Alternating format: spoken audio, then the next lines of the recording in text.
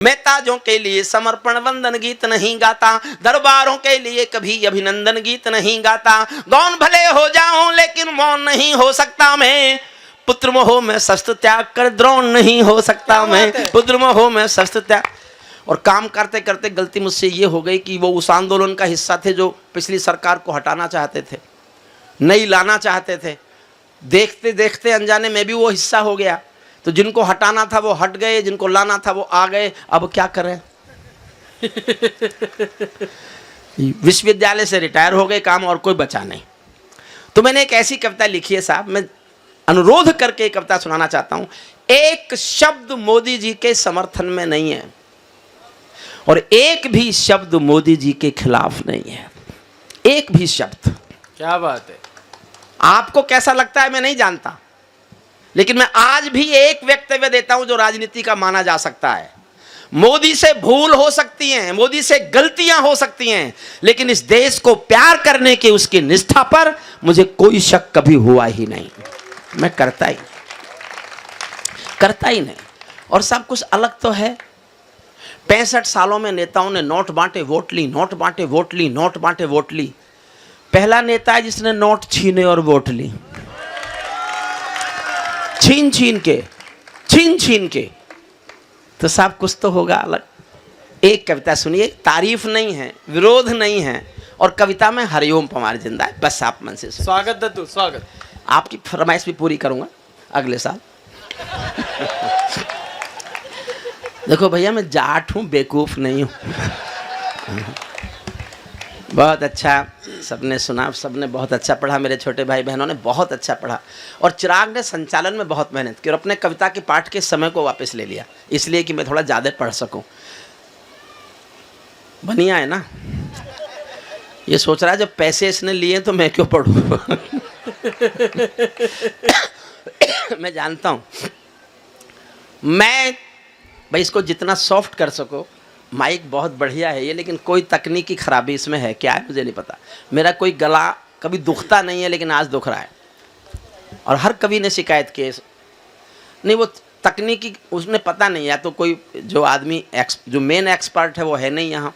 मैं ताजों के लिए समर्पण वंदन गीत नहीं गाता, मैं ताजों के लिए समर्पण वंदन गीत नहीं गाता, दरबारों के लिए कभी अभिनंदन गीत नहीं गाता। गौन भले हो जाऊं लेकिन मौन नहीं हो सकता मैं।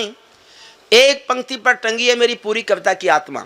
इस पंक्ति को समझ जाओगे तो मेरी कविता समझ जाओगे। फिर पढ़ता हूं। मैं ताजों के लिए समर्पण वंदन गीत नहीं गाता, दरबारों के लिए कभी अभिनंदन गीत नहीं गाता। गौन भले हो जाऊं लेकिन मौन नहीं हो सकता मैं, पुत्र मोह में शस्त्र त्याग कर द्रोण नहीं हो सकता मैं, पुत्र मोह में शस्त्र त्याग। इतनी कम तालियों में सुनोगे तो कविता बदल दूंगा और आपको पता नहीं चलने दूंगा। मुझे तालियां चाहिए, ये रोग है मेरा, कविता का मापदंड नहीं है। पुत्र मोह में शस्त्र त्याग कर द्रोण नहीं हो सकता मैं। कितने ही पहरे बैठा दो मेरी क्रुद्ध निगाहों पर, मैं दिल्ली से बात करूंगा भीड़ भरे चौराहों पर। मैं गाथा वाचन करता हूँ सिंहासन परिवर्तन की, अच्छे दिन आने वाले हैं नारों के आकर्षण की। कभी किसी भी प्रलोभन में मेरी कलम नहीं बिकती, और किसी भी डर के आगे दिन को रात नहीं लिखती। मैं शब्दों के क्रांति ज्वालू हूँ, वर्तमान को गाऊंगा। जिस दिन मेरी आग बुझेगी मैं उस दिन मर जाऊंगा। जिस दिन मेरी आग बुझेगी, जिस दिन मेरी आग बुझेगी मैं उस दिन मर जाऊंगा। सत्ता का आकर्षण मेरी भूख नहीं। जो मैं बोल रहा हूं ये गर्वोक्ति नहीं है, सत्य है। मैं चाहता तो जहां भाजपा के 282 पार्लियामेंट बैठे मैं बैठ सकता था। टिकट मांगने वाले हजारों थे 4 साल पहले, मिले हुए टिकट को लौटाने वाला सिर्फ मैं था, सिर्फ मैं। मैंने तय कर लिया था कि किसी भी पार्टी का सांसद या मंत्री कुछ भी हो सकता है, ईमानदार कवि नहीं हो सकता। क्या बात है, वाह वाह, हो ही नहीं सकता। और मैं कवि बने रहना चाहता था। मैं मेरी जिंदगी गाता हूं, मुझे आशीष देना। सत्ता का आकर्षण मेरी भूख नहीं, शाल दुशाला चंदन मेरी भूख नहीं। सरकारी अभिनंदन नहीं चुने मैंने, राजनीति के बंधन नहीं चुने मैंने। पद्म पुरस्कारों की चाह नहीं करता, दरबारों की मैं परवाह नहीं करता। कलम सिपाही बनकर जिंदा रहता हूँ, भूखे बच्चों से शर्मिंदा रहता हूँ, भूखे बच्चों से शर्मिंदा रहता हूँ, पगडंडी से लाल किले तक जाता हूँ, झुग्गी झोपड़ियों के आंसू गाता हूँ, लेकिन दरबारों में कभी का शीश नहीं झुकने दूंगा, कविता का सिंहासन से संग्राम नहीं रुकने दूंगा, कविता का सिंहासन। सत्ता बदली वहीं से शुरू हुआ। भारत माँ के घरों में नया बसंत दिखाई देता है। 4 साल पहले से शुरू हो गई थी कविता, धीरे धीरे आगे बढ़ी। इस पंक्ति का अर्थ आप समझ ही जाओगे, समझाने की जरूरत नहीं है। भारत माँ के घरों में नया बसंत दिखाई देता है, वंशवाद की परंपरा का अंत दिखाई देता है, वंशवाद की परंपरा का अंत दिखाई देता है। तुमने उस दिन परंपरा का सूरज एक उगाया था। एक तारीफ का एक शब्द नहीं है, लेकिन इतिहास में कोई ऐसा बड़ा काम हुआ जो रेखांकित होगा तो हरिओम पमार भी करेगा। अच्छा लगे तो समर्थन करना जी भर के तालियों से। तुमने उस दिन परंपरा का सूरज एक उगाया था, जिस दिन तुमने संसद की चौखट पर शीश झुकाया था, जिस दिन तुमने संसद की चौखट पर शीश झुकाया था। बहुत बधाई देता हूं मैं परिवर्तन के नायक को। और चिराग भाई, आपके सुधी लोगों के सामने एक वाक्य और बोलता हूं, बस स्वागत दद्दू। एक वाक्य ध्यान से सुनना। मैं कहना क्या चाहता हूं, आप जिसके साथ उठते बैठते हों वो देखते ही देखते देश का सबसे बड़ा आदमी बन जाए तो फिर उसके साथ आपका क्या रिश्ता है ये उसको तय करने देना। क्या बात है। तुम मत तय करना कि उससे तुम्हारा क्या रिश्ता है। और मैं इस रिश्ते को तय करता हूं, रमेश मुस्कान जनता का आशीष मांगता हूं, मैं अपना रिश्ता तय करता हूं देश की सबसे बड़ी कुर्सी से।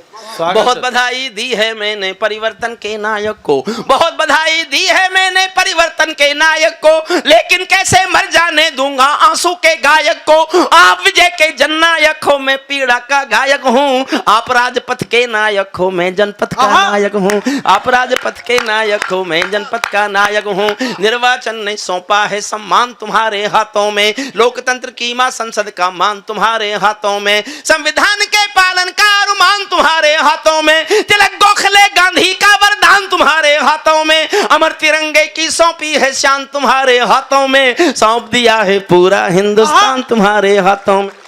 क्या बात। सौंप दिया है पूरा हिंदुस्तान। विजय किसी की नहीं, विजय ये परिवर्तन के यश की थी। विजय किसी की नहीं, विजय ये परिवर्तन के यश की थी। और पराजय गांधी जी के बंदर के यश की थी। आदरणीय वापिस आओ, आदरणीय वापिस आओ। ये कोई पार्लियामेंट है जिसका मन करेगा उठ के चल देगा? ये जैन समाज की अदब की महफिल है साहब, संचालक जा सकता है। विजय, अगली पंक्ति समझ जाओ तो बताना। विजय किसी की नहीं, विजय ये परिवर्तन के यश की थी।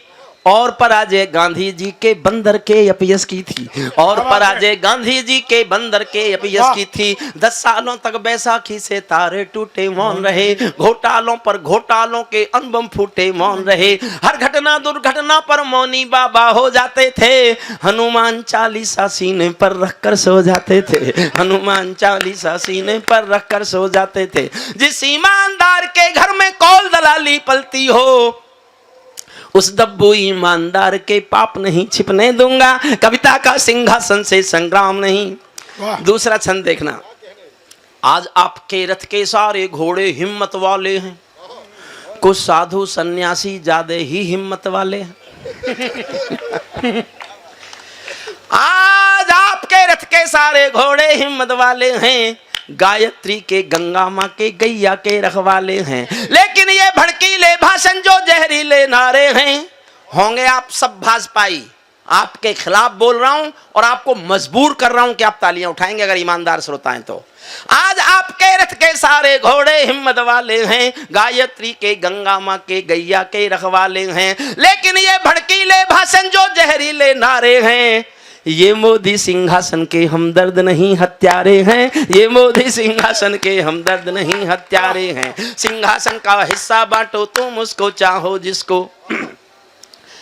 मैंने जीवन में केवल 2 लोगों के साथ काम किया। 1975 में जब मैं LLM कर रहा था, मैंने जयप्रकाश नारायण जी के साथ काम किया है।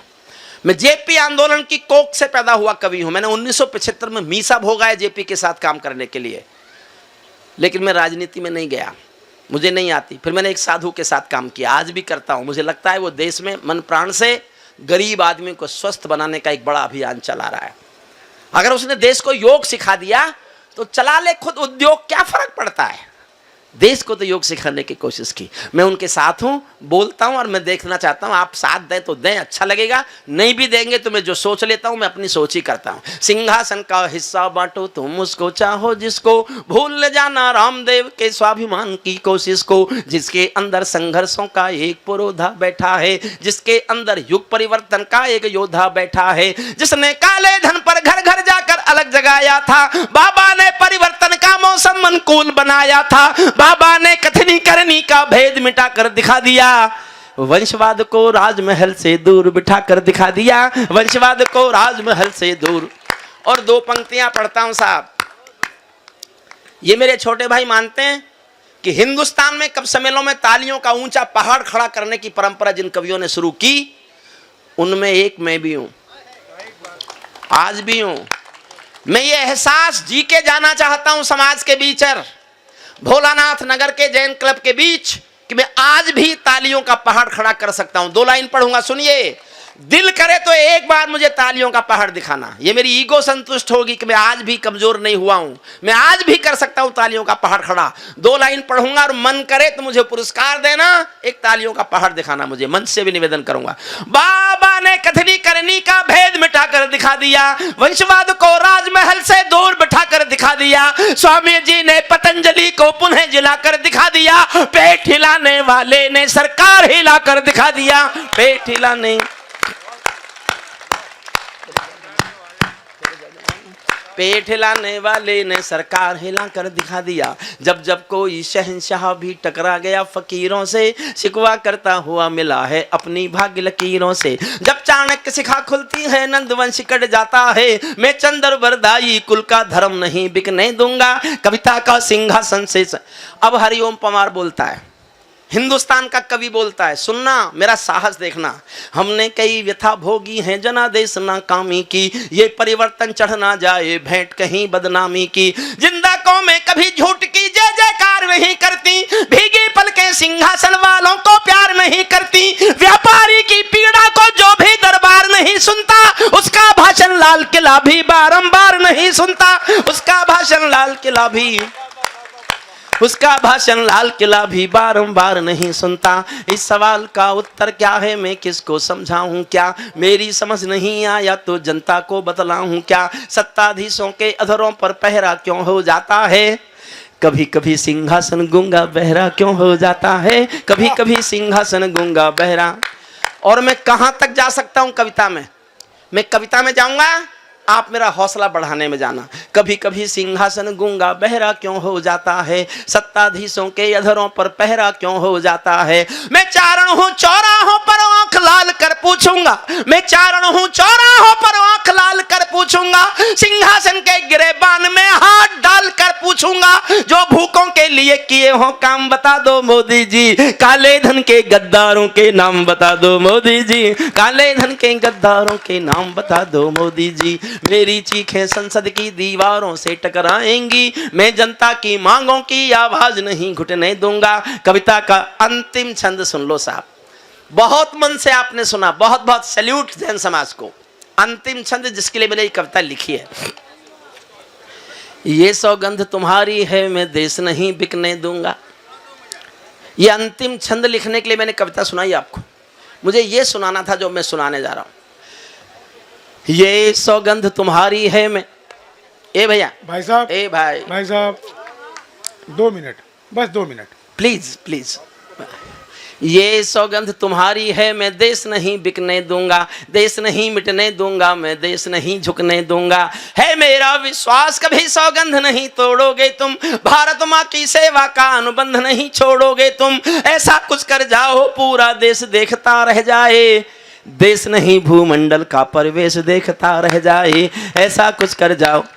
मेरी 12 मांगे, जनता की 12 मांगे भारत सरकार से, कांग्रेस की सरकार हो, भाजपा की सरकार हो, सपा की हो, बसपा की हो, कोई भी सरकार मेरी ये 12 मांग पूरी कर दे, मैं हिमालय चला जाऊंगा, कविताएं बंद कर दूंगा। लेकिन जब तक ये मांग बाकी हैं, मैं चीखूंगा, चिल्लाऊंगा, हर मंच पर गाऊंगा। एक एक लाइन में एक एक डिमांड है। मैं देखना चाहता हूं आप उन डिमांड्स के कितना सहमत हैं, उन मांगों को कितने लोग पूरी करवाना चाहते हैं।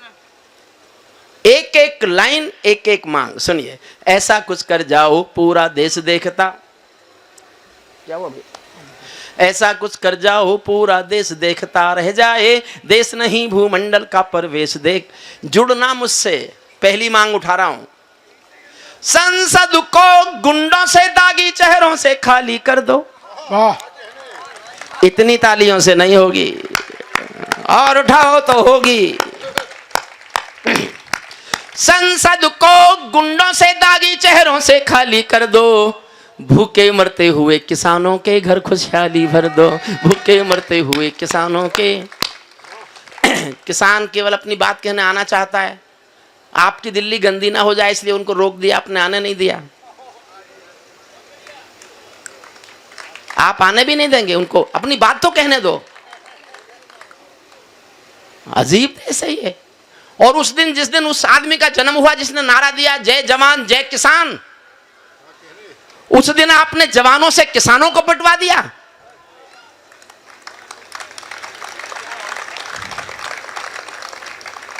दर्द मुझे भी होता है, मैं किसान का बेटा हूं, झोंपड़ी में पैदा हुआ हूं। सुनना साहब, भूखे मरते हुए किसानों के घर खुशहाली भर दो।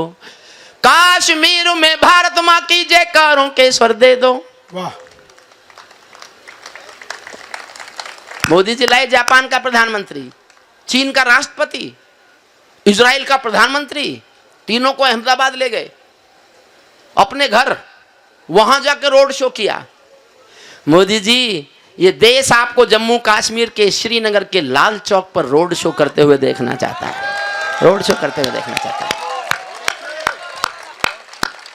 मैं 28 साल के आंसू गा रहा हूं, समझ जाओ तो मेरा साथ देना, पीछे तक मेरा साथ देना। 28 साल पुराने आंसू गा रहा हूं, जब 1990 में 4 लाख कश्मीरी पंडितों को कश्मीर से निकाल दिया गया था। उन कश्मीरी पंडितों का कोई मानव अधिकार नहीं है हिंदुस्तान में। कश्मीर में भारत मां की जयकारों के स्वर दे दो। हर विस्थापित कश्मीरी पंडित को उसका घर दे दो।